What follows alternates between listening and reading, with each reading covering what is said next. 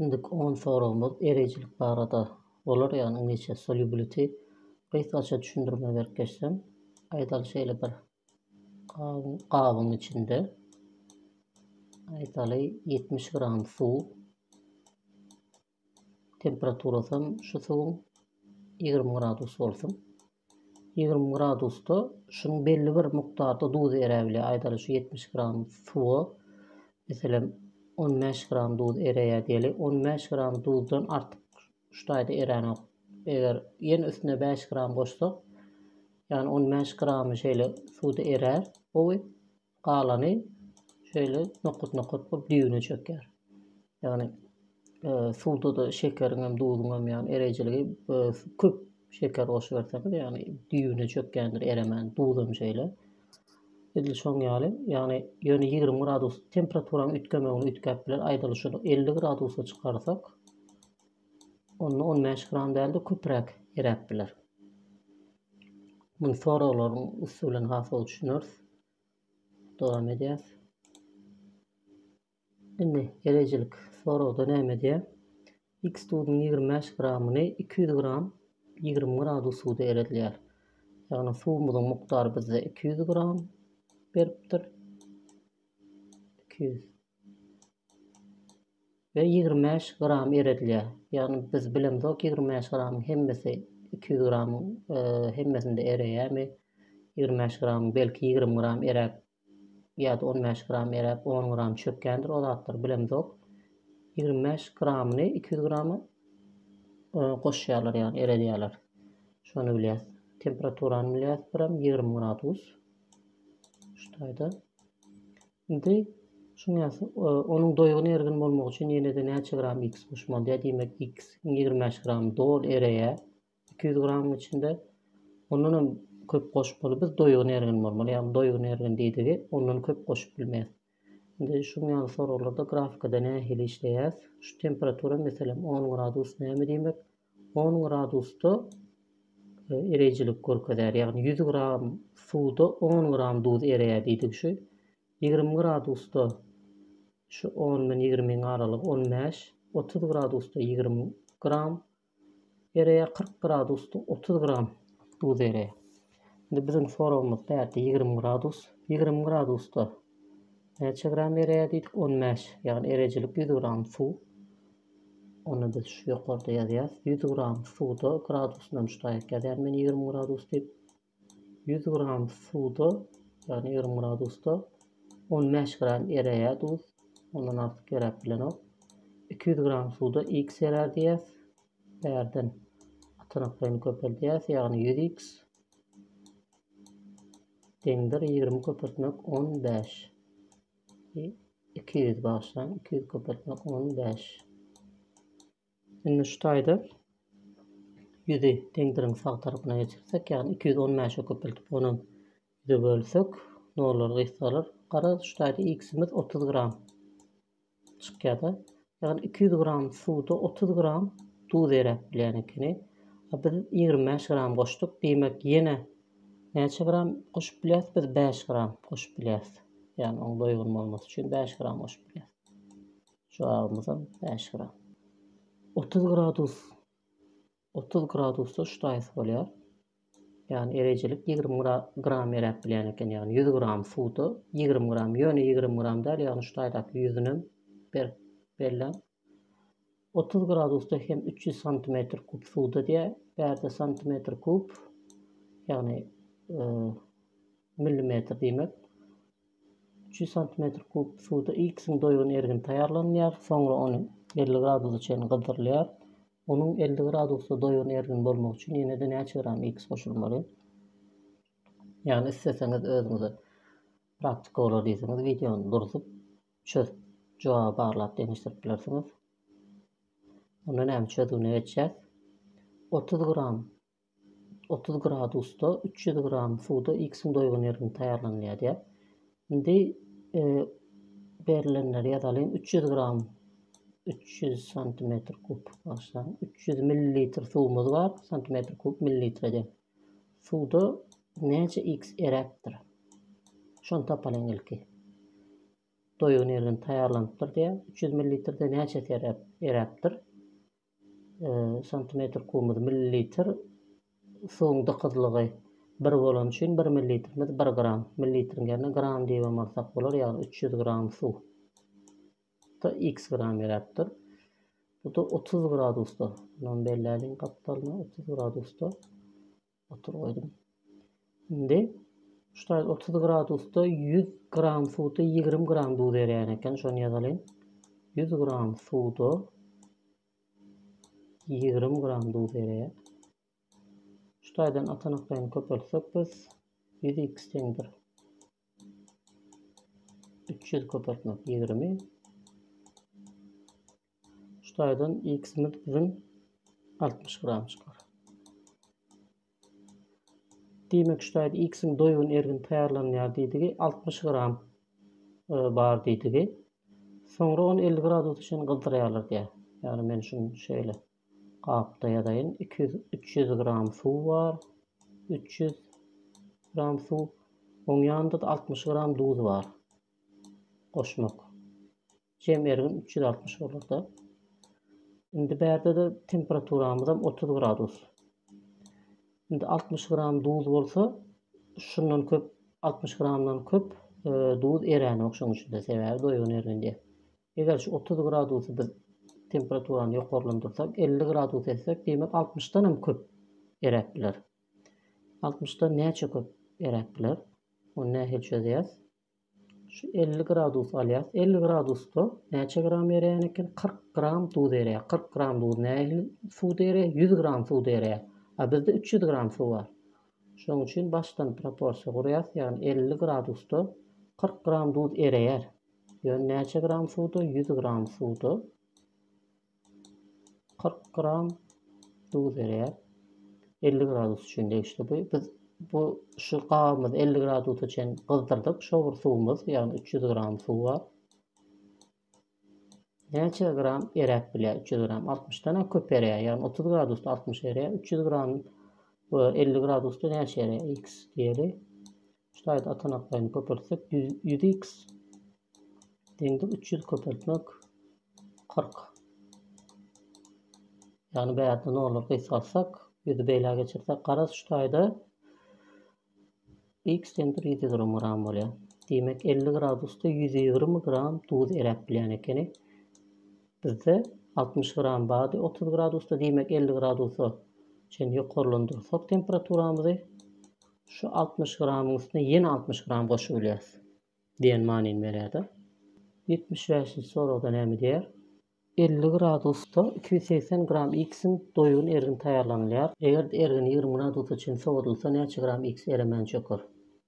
Indi şutaýda özüňiz videony durup işläp bilersiňiz. Ona näme çözügüne geçýäs? Şutaýda bir ýalňyşdyran bir zat bar. Şuta 280 gram x'in doýun ergin taýarlanýar diýer. Ýagny bärde suwuň näçedigini berenok. Ýagny demek 280 gramymyz bizim duz hem suw goşulany.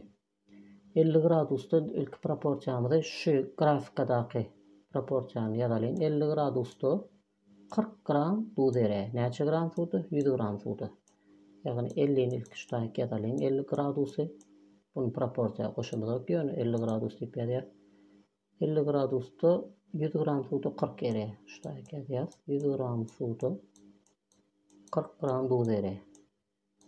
Indi bizde 280 gram ergin var, suw ýok.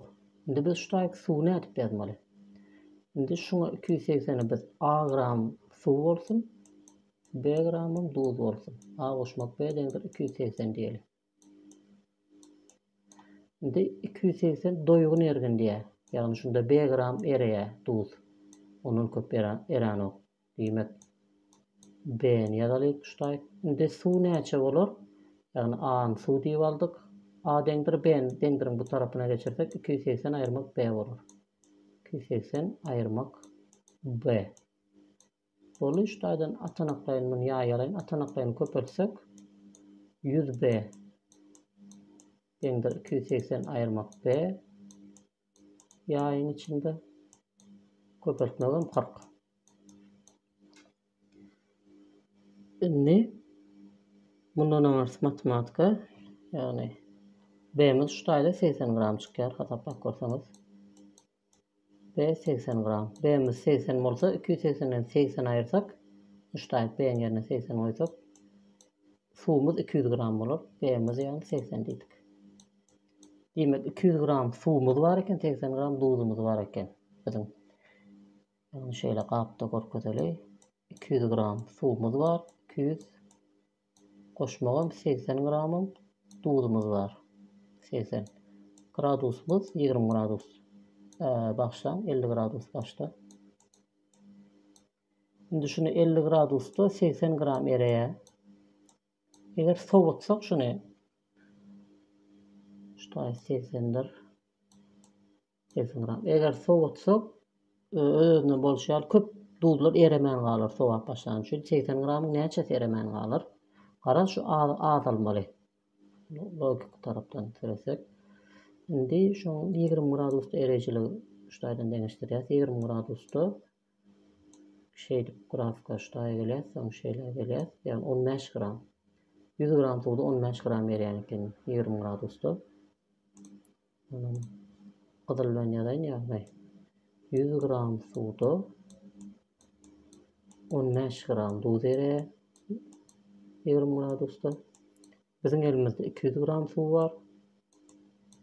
200 gramda x diýsek, şutaýdan atyraqlaryny köpeltsek, x'imiz deňdir 30 gram bolar. Demek 30 gram suw erer. Bizim elimizde 80 gram var.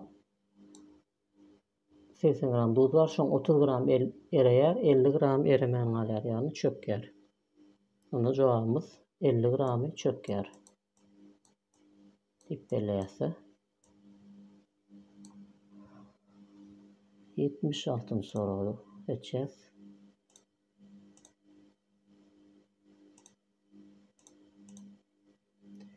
Aşağıdaky gatyma atlar suwda ionlaryny dargap, elektrik togyny geçiren suwly erginler emele getirýär. Olaryň ion dargamy deňlemelerini ýazyn. Bundan durzup isleseňiz özüňiz synap görüp bilersiňiz. Synap gören bolsaňyz men bärde çözügini goýaýyn. Şeýle. Yani natri 2 SO4, natri 2 natri plus bilen SO4 2 minusa dargaýar. B NH4 klor, NH4 plus goşma klor minusa dargaýar. Ara şeýle dowam edýär. Sorumyzda kan wagt getirmeýin.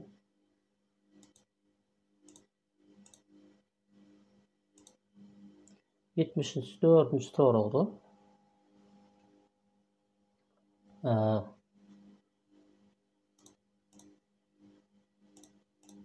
77. soruga geldik. 0,4 molar kalsiy klorki erginiň näçe görümi 3 litr 0,2 molar demir klor ergininden goşsaň emele gelen erginde 0,68 molar klor minus emele gelir diýär. Bizde ilk reaksiýalaryň deňlemelerini ýazalyn. Ýagny 1 mol kalsiy klorki ionlaryna dargasa kalsiy 2+ goşmak 2 klor minus darga soňra demir klor 3 demir klor 3 demir 3+ goşmak 3 klor minusa darar. Indi bärde 0,4 molar kalsiy klorik var. Yani ilki mollaryny tapalım. Ýagny molar konsentrasiýa M deňdir mol bölmek gowrumdy. Yani enimiz mol. Bärde kalsiy klorinki 0,4 ýerine goýýas şuny. 0,4 deňdir erginiň näçe gowrum diýär. Gowrumyny bize soraýar. Yani gowrumyna x diýeli. Moluna da n diýsek, onda şu mol 0,4x bolar. Yani şunu köpeltýärse n deňdir 0,4x. Indi şunky 1 mol bolanda 2 mol klor çykýar. 0,4 bolanda näçe çykar? Yani 2 есе çykar. Yani 1 molda 2 çykýan bolsa 0,4'de 2 есе çykar. 0,8x mol. Yani şundan Şu taraftan gelen molumuz 0,8 x mol klor var. Sonra bärden demir klor üçün molunu tapalayın. Bärde de 3 litr ve malyar var. Yani demir klor üçün malyar berilen 0,2 malyar. Şonky oňa mol tapmak üçün malyar litre köpeldiýäs. Yani bunun molu 3 köpeltmek 0,2 o da 0,6 mol olur. 0,6 mol.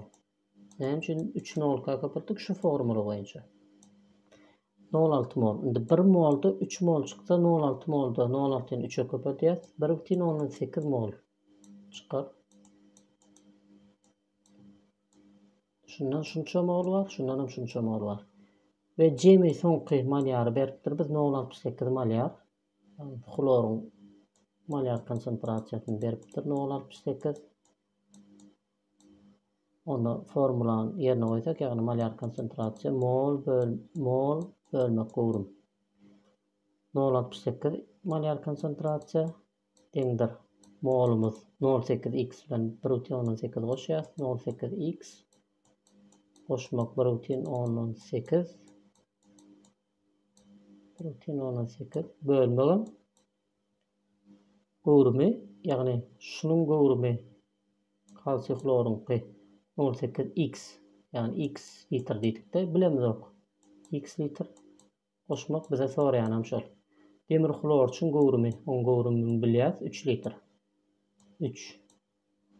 Bolu şu deňlemeden x çykarmalybyz.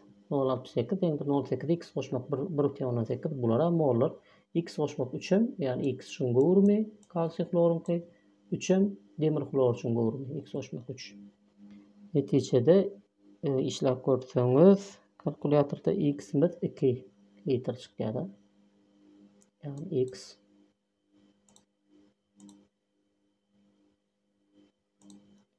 x deňdir 2 litr.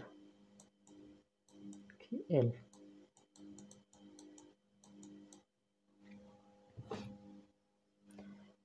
Nixol etçäs. Nixol gün jogabym çykdy. Bolýar ýany ýok. Ýagny şu bilen şu erginleriň goşulmagyndan şu çökünde emele gelýär diýär. Reaksiýa ion deňlemesini ýazyň diýär. Yani ansat soraw bu. Yani bary klorda bary 2 plus 2 klor minus 2 natri minus SO4 2 minus çökkä. Yani ion deňleme diýilende diňe çökünde emele gelen netijäni ýazýar. Şoň üçin şuna ion deňleme diýilýär. Yani bu bary bilen şu SO4 ikisi birleşip çökkä. A bular şu ionlugyna galy. Natri, klor şu ionlugyna galýanlygy üçin bularga ýsaltyp goýberýäs. Ion deňlemede netijede şular çökkäde şoň üçin ion deňleme diýilýär. Net ionic equation inglizçesinde. 1 litr 0,4 malyar natri klor 1 litr 0,1 molar ergini goşulýar. Netijede çökünde emele gelýär diýär. Reaksiýanyň soňky ion deňlemesini ýazalyn. Ýagny natri kloru biz ionlaryny ayırsak natri plus bilen klor minus bolar. Goşmak klor minus. Goşmak şunu biz dargatsak ýagny Pb goşmak 2 Pb'nkem ýagny gurşun 2 plus ýa-da 2 NO3 minus bolar. Deňdirem çökündem gurşun klor 2 diýär. Klor 2 goşmagym şu bilen şu klor birleşdi. Natri NO3 bolar. Natri şu durşuna çykar. Natri plus NO3 şu durşuna çykar ýagny 2 tane NO3 bary. NO3 minus. Ya bular işil isatlan birleşen o. Indi näme boldy? Bärde 2 klor bolan üçin şu taýyp 2 goýalyn. Bärde de 1 natri kloruň öz dargasa natri klor, natri bilen klora dargaya ilk suwun içinde klor minus. Biz klor 2 diýip aldyk. Bärde 2 goýmaly bolýar kloryň öňüne. Bäregem 2 goýalyn. Indi demir gurşun nitraty näme dargaya? Gurşun nitraty. Bu da şeýle bolup dargaya. Gurşun 2 plus Koşmağım 2NO3 minus. Yani şulan şuna daradı da aytaçaysak. A'nı şeytip çözdük. B'nin haysi madde artık verilipdir diye. Şunun näçe mol çöker diye. Şulayda. O nähil hesaplayas. Yani malyar konsentrasiýany gowrumy köpeltsek, munun öňki soragda da gördik, mol emele gelýär. 1 litr 0,4 köpeltsek 0,4 mol natri klor başlaýdy. 0 başda 0,4 mol natri klor. Ve 1 litri 0,1 köpeltsek 0,1 molum şundan bar, ýagny gurşun nitrat 0,1 molum şundan bar. Indi yani 2 mol natri klorda 2 mol klor çıksa 0,4 molda da 0,4 mol çıkar. Yani klorumuz demek onda bizim 0,4 mol klorumuz var. Yani 1 mol da 2 mol nitrat çıksa bärde 0,1 mol var. Bizim molumuzda näçe çıkar? 2 köpelýär 0,2 mol. Yani 0,2 mol nitrat çıkar. 0,1 mol olsa näçe gurşun çıkar? 0,1 mol ýene gurşun çıkar. 0,1 mol gurşun. Sonra natriýinki näçe bolar? 0,4 moldan 2 mol çıksa 0,4 molda da 0,4 mol natriy çıkar. Indi näme reaksiýa bolup geçýär? Bärde şu gurşun bilen klor minus reaksiýa gelýär-de. Ýagny gurşundan hemmesi gitse diýsek 0,1 gider. Yani 1 molda 2 mol gidýän bolsa 0,1'de 2 hissesi gider. Yani 0,2 mol gider. 0,4'den 0,2 goşmak däl başlanşda aýyrmak 0,4'den 0,2 aýyrsak 0,2 mol klor galar. Klor minus 0,1'den 0,1 aýyrsak hiç zat galmady bärde. Ve mundan 1 mol şundan gidende 1 mol şundan emele gelýär diýmek 0,1 mol gitse de 0,1 mol emele geler. Diýmek jem emele gelen gurşun klor ikimiz 0,1 mol. Diýmek jogabymız ýagny şu klor gurşun klorda näçe mol çöker? 0,1 mol jogabymız. Üçüncüde reaksiýanyň soňunda her iondan näçe galar? Mundan galmady. Gurşundan klordan 0,2 klor galdy, 0,2 mol galdy. Natriýden 0,4 mol bardy. Ona hiç reaksiýa gelmedi. Ýene 0,4 mol şu tuşuna galdy. Nitrat NO3 minusda da 0,2 mol bardy. Ondan hem şu tuşuna galdy. Ondan şundan şunça aldı, şundan şunça aldı, klordan hem şunça aldı, gurşunam galmady. Deyip tamamlapdylars. Sonra indik sonra geçeceğiz. 800 ml 0,4 molar H2SO4 erginin molar konsentrasiýasyny 0,5 molar etmek üçin näçe gowrum suw buğurtmaly? Yani 80 sorada şeýle bir gap gözüňizde getirsek 800 ml ergin bar şuýda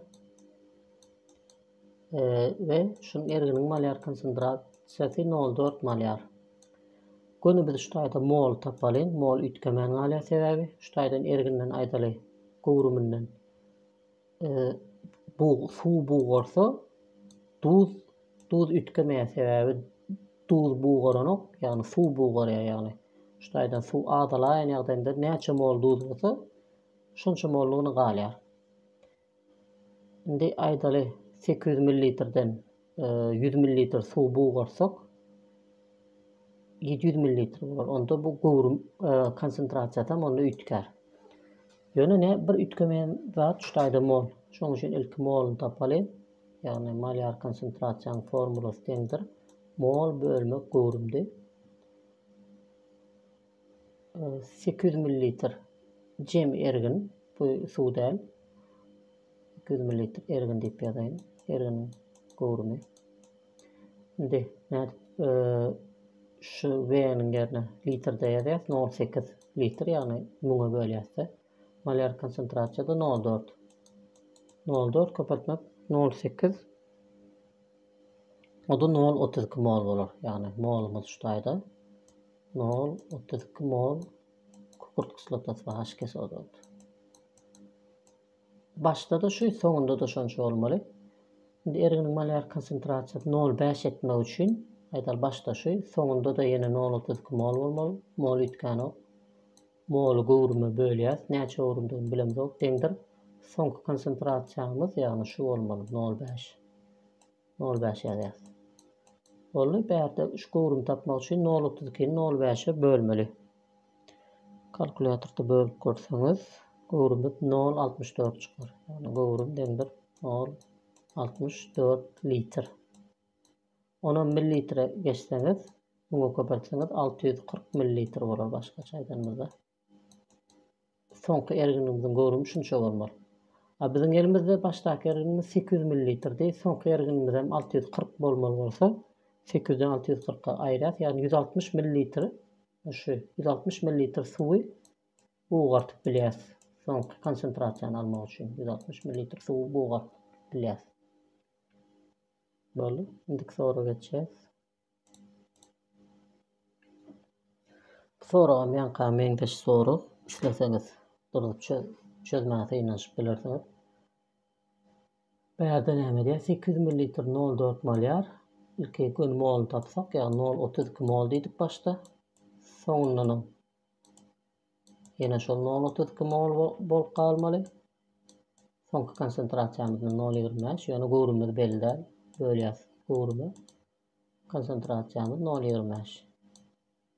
Demek 0,32'ni 0,25'e böleýmeli gowrum tapmak üçin.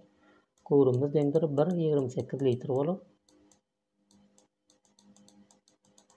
O da 1,28 litr 1280 mililitr bolýar. Ondan 800 aýyrsak 1200'den 800 aýyrsak 480 bolar. Garaz 480 mililitr suw goşmaly ekenler. Jogamy 480 mililitr suw goşmaly. Näme üçin? Şunça konsentrasiýa ýetirmek üçin. Bu sorumy gysgaça çözdük. Indik soraga geçýäs. Bu soruny näme çözäs? Biraz kynrak soru. Şoň üçin belki videony durdup çözümini şeýle görüp bilersiňiz. Ya da özüňiz hem öňünden synaşyp bilersiňiz. Bunda näme men çözümine geçýär. Mis gümüş metallaryň splawyny splaw garyndy diýip bilen. Şu alloy diýilen işe garyndy 64% massa boýunça mis, 36% massa boýunça gümüş bar. Olaryň garyndysı 30 gram diýip. Şunu eretmek üçin 4 molar azot kislotasynda näçe mililitr gerek? Yani jemi şol ikisinde näçe mililitr gerek diýdi. İlki misin gramyny tapal berdi. İlk men misin tabliçadan görüp bilersiňiz, molar massalar gerek bolýar. Şonu ýazaýyn şuýa misinki 63,5, gümüşünki 107,9. Ag. Gümüşünki 107,9. Yani periodik tabliça ýokman bolmaly gerek ýerinde. Indi mis 30 gram diýdik, 64% mis bolsa berde şey dip tapýas, 30'y köpertýäs 64'ü, onam 100'e bölýäs, prosent çykarandyrda. 19,10 gram, yani misimiz 19,10 gram. Deňdir 19,10 gram. Sonra gümüşimiz eger 30 gram 19,10 gram mis bolsa, şondan aýyrsaňyz da bolar. Şeyden çıkarıp bilersiňiz 10,18 gramy gümüşimiz. Indi molny tapmaly hersinin. Yani misin gramy şu bolsa 19,10 63,5 bölseňiz mol çykar. Yani 0,3 mol. Misimiz 0,3 mol. Gümüşimizin 10,18 gramy şu 10,18 gram 7,19'a bölseňiz 0,1 mol. Gümüşün mol çykar. 0,1 mol. Indi şol erginden näçe gowrum diye. Bizde hersinden aýdaly şundan 1 mol gitse bundan 4 mol gidýär. Bundan 0,3 mol gitse bundan näçe gider? 0,3 4'e köpelýär. 1,2 mol azot kislotasy gider. Reaksiýa girer. 1 molda 2 mol girse 0,1'de 0,2 mol reaksiýa girer diýip ýazýar. Jemi näçe mol gitdi? 1,12 bilen 0,12 goşsaňyz 1,4 mol azot kislotasy. Mol gowrumy bölýärdigen bize nämen berýärdi? Molar konsentrasiýa 4. Barly ştaýdan 1,4 moly bölsek 4'e ştaýdan gowrum çykýar. Ýagny V'miz 0,35 bolýar. 1,4 bölsek 0,35 litr. Jogabymyz şu. Ýa-da ona millilitre geçseňiz, muňa köpeltýäňiz 350 millilitr gerek eken. Yani 4 molar azot kislotasyndan 350 millilitr gerek. Sorag şundan ibaret. Indiki soraga geçeceğiz.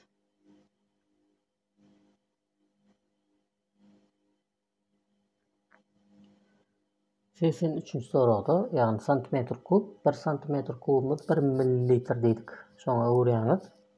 Bu soragy özüňiz isteseňiz, yani praktik öpünde çözmäge synaşyp bilersiňiz. Videony durdurup ýogsa da bile çözüp görelim. İlk reaksiýany ýazaly. Yani NO goşmak O2 reaksiýa girer. NO2 gaz emele getirýär.